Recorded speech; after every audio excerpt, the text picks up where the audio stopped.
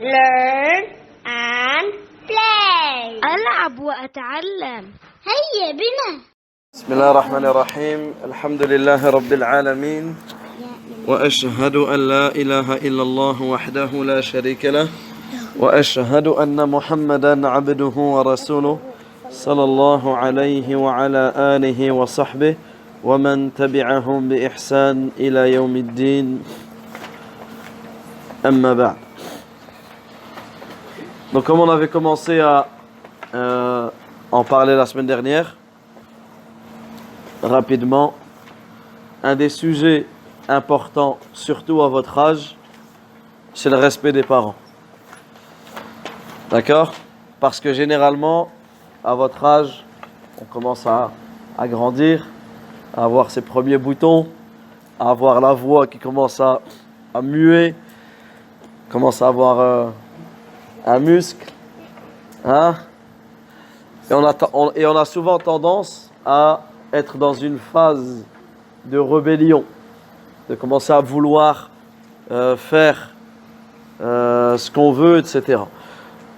Donc c'est pour cela que il est important de se remettre en question et de voir l'importance dans notre religion du droit de nos parents. Du droit de nos parents, car ça fait partie des plus grandes œuvres par lesquelles Allah tabaraka wa ta'ala, par lesquelles on se rapproche d'Allah Azza wa Jal, c'est la bonté envers ses parents. Allah Azza wa Jal dit wa'budullah wa la tushriku bihi shay'a wa bil walidayni ihsana. Et adorez Allah et ne lui associez rien, et comportez-vous de la meilleure manière envers vos parents et agissez avec bonté envers vos parents. Également Allah tabaraka wa ta'ala il dit قُلْ تَعَالَوْا أَتْلُ مَا حَرَّمَ رَبُّكُمْ عَلَيْكُمْ أَلَّا تُشْرِكُوا بِهِ شَيْئًا وَبِالْوَالِدَيْنِ إِحْسَانًا. Dit, venez, je vais vous réciter ce que votre Seigneur vous a interdit.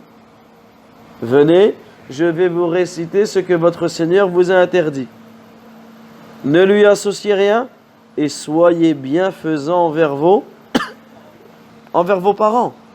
Également Allah tabaraka wa ta'ala il dit wa qada rabbuk alla ta'budu illa iyya wa bil walidayni ihsana. Et ton Seigneur a décrété n'adorer que lui et marquer de la bonté envers les parents. Subhanallah, regardez dans tous les versets qu'on a cités comment Allah Azza wa Jal il a lié entre son adoration à lui et l'obéissance aux parents. Ensuite Allah tabaraka wa ta'ala il dit imma yablughanna 'indaka al-kibar ahaduhuma aw kilahuma fala taqul lahumā uff. Et si l'un d'entre eux ou tous les deux doivent atteindre la vieillesse auprès de toi, alors ne leur dis pas ouf. Et on avait cité que ouf, vous vous souvenez la semaine dernière, ouf, c'était quoi? La plus petite parole que tu peux dire avec tes lèvres. C'est-à-dire que si la plus petite chose que tu peux dire à tes parents, c'est interdit de leur répondre en leur disant ouf, tout le reste, c'est encore plus grave. Le fait de leur dire, j'en ai marre de cette maison, j'en peux plus, comme si, je peux plus vous supporter. Ou certains même, ils vont aller plus que ça. Ils vont insulter, etc., comme on va le détailler. Donc, toutes ces choses-là, ça a été interdit par Allah, tabaraka wa ta'ala. Et Allah Azza wa Jalla dit وَلَا تَنْهَرْهُمَا وَقُلْ لَهُمَا قَوْلًا كَرِيمًا وَاخْفِضْ لَهُمَا جَنَاحَ الذُّلِّ مِنَ الرَّحْمَةِ وَقُلْ رَبِّ ارْحَمْهُمَا كَمَا رَبَّيَانِي صَغِيرًا. Et ne les brusque pas, mais adresse-leur des paroles respectueuses et par miséricorde sois humble avec eux et invoque Allah en leur faveur. Allah Azza wa Jalla nous a ordonné d'invoquer Allah tabaraka wa ta'ala pour nos parents. Pour nos parents. Et notamment Allah tabaraka wa ta'ala il nous dit et dit Rabbi irhamhuma. Ô mon Seigneur, fais-leur miséricorde kama rabbayani saghira. Comme ils m'ont élevé tout petit. Comme ils m'ont élevé tout petit. Et les versets à ce sujet sont nombreux. Également, un jour, Abdullah ibn Mas'ud, radiyallahu anhuma, Abdullah ibn Mas'ud, qui faisait partie des enfants qui ont grandi avec le prophète sallallahu alayhi wa sallam. Et un jour, Abdullah ibn Mas'ud a posé la question au prophète alayhi wa sallam, quelle est l'œuvre la plus aimée auprès d'Allah? Quelle est l'œuvre qu'Allah Azza wa Jal aime le plus? Qu'est-ce qu'a répondu le prophète alayhi wa sallam? Très bien, la prière faite en son heure. Donc retenez, la première des œuvres qu'Allah tabaraka wa ta'ala il aime le plus, c'est quoi? La prière qui est faite en son heure. Et ensuite, il lui a dit la bienfaisance envers les parents. La bienfaisance envers les parents.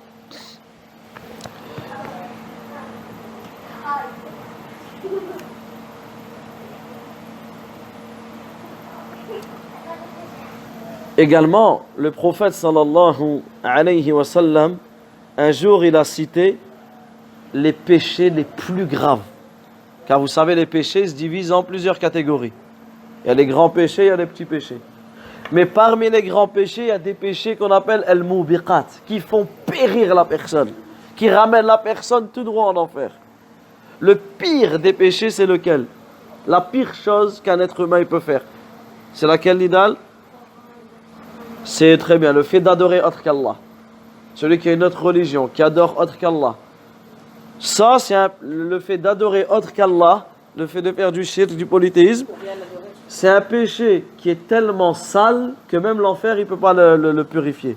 C'est pour cela que celui qui meurt et qui n'est pas musulman, celui qui est mort et qui a adoré autre qu'Allah, qui a adoré une statue, qui a adoré un ange, qui a adoré un prophète ou autre, automatiquement lui ira en enfer sans aucune possibilité de rentrer au paradis. En enfer éternellement, sans sortir. Par contre, celui qui est musulman, il fait ses prières, mais des fois il fait des bêtises, etc. Et ben là, c'est possible qu'il ira en enfer, et ensuite il sortira pour aller au paradis. Tout dépend de ses péchés. C'est possible qu'il reste 50 000 ans, 100 000 ans, 500 000 ans, 1 milliard d'années en enfer. C'est possible qu'il reste 1 heure.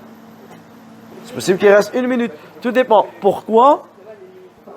Parce que l'entrée en enfer, elle est de deux types. Une entrée en enfer par punition. C'est-à-dire que ceux qui ont adoré autre qu'Allah, eux, ils rentrent en enfer parce qu'ils ont adoré autre qu'Allah. Par contre, il y en a qui rentreront en enfer pour se purifier leurs péchés. C'est-à-dire qu'ils sont morts, eux, ils étaient musulmans. Ils étaient musulmans, ils ont attesté la ilaha illallah, Muhammadun Rasulullah, ils ont fait leur prière. Par contre, des fois ils ont dit des insultes, des fois ils ont volé, des fois ils ont menti, des fois ils ont désobéi à leurs parents, des fois ils ont regardé des choses mauvaises, ils ont écouté des choses mauvaises. Toutes ces choses-là qui risquent à la personne de les faire rentrer. Et ils sont morts et ils n'ont pas réussi à se faire pardonner leurs péchés, ils n'ont pas demandé le pardon à Allah, ils ne se sont pas repentis. Dans ce cas-là, ils seront punis dans leur tombe.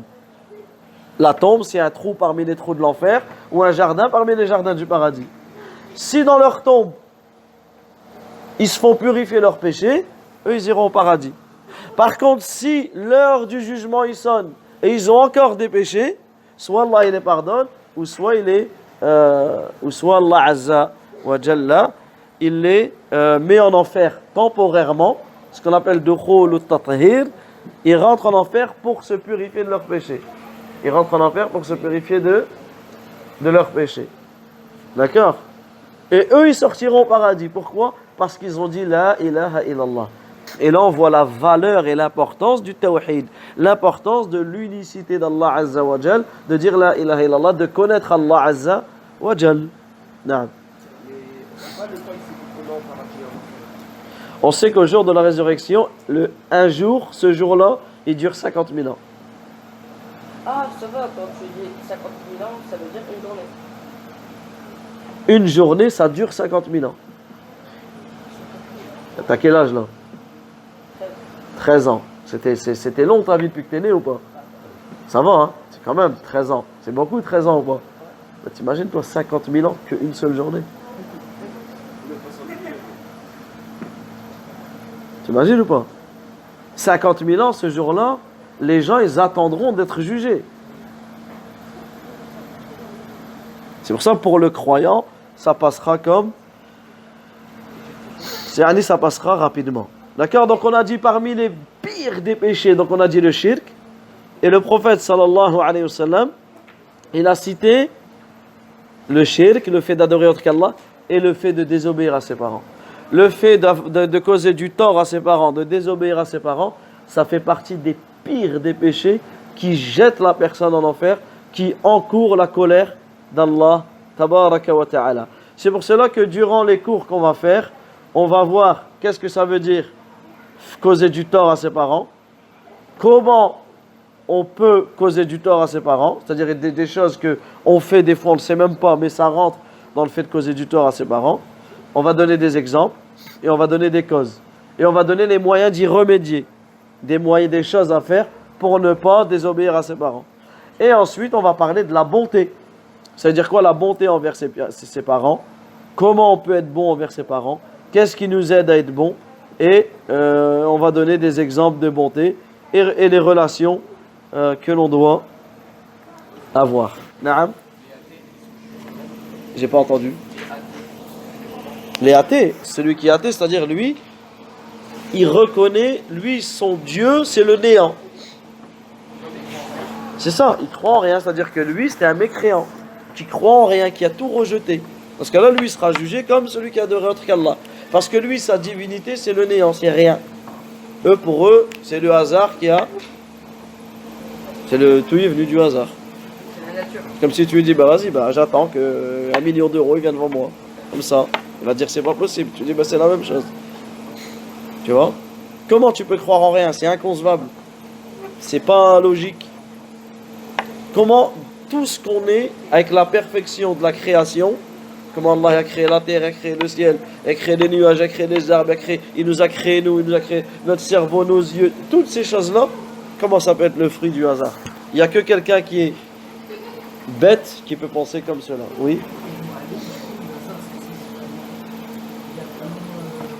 Il n'y a pas de hasard. Il n'y a pas de hasard. Pourquoi? Parce que Naam, Allah Azza wa Jal, 50 000 ans avant la création des cieux et de la terre, Allah Tabaraka wa Ta'ala, il a tout créé.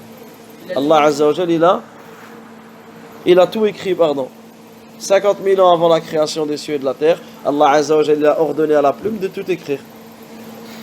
Donc tout ce qui se passe, c'est sur la volonté d'Allah Tabaraka wa Ta'ala. Allah le sait et Allah Azza wa Jal l'a déjà écrit et Allah Tabaraka wa Ta'ala l'a voulu. Naam. Donc, on termine, ça va être l'adhan. Donc, la question, est-ce que le hasard, il existe? Non. Allah Tabaraka wa Ta'ala a tout créé avec science. Avec science, d'accord?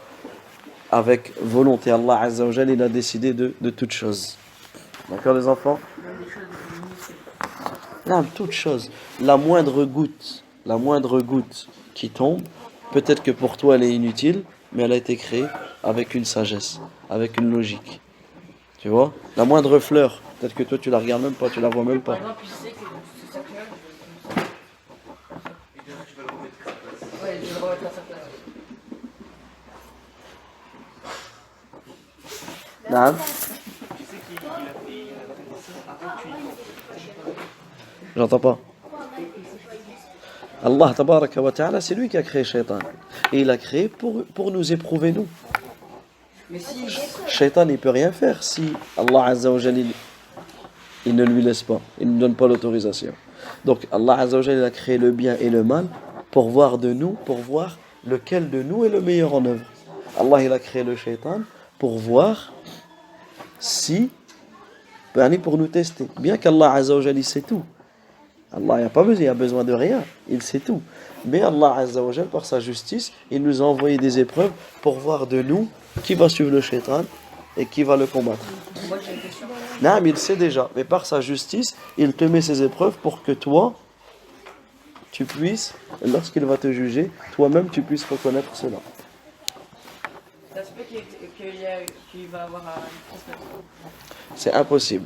Le prophète sallallahu alayhi wa sallam dit Wala nabiyya ba'di. Il n'y aura plus de prophète après moi. Il peut y avoir des gens, pas des prophètes, mais genre qui remettent un peu. Des savants, pas des cavaliers, des savants. C'est-à-dire que chaque siècle, Allah Azza wa Jal, il envoie, chaque siècle, Allah Azza wa Jal, il envoie des savants pour revivifier la religion. C'est-à-dire les savants, ce sont les héritiers des prophètes. D'accord? Warathatul Anbiya sont les héritiers des prophètes, puisque les prophètes, ils ont laissé ni argent, ni or, mais ils ont laissé la science. Allahu Akbar, Allahu Akbar.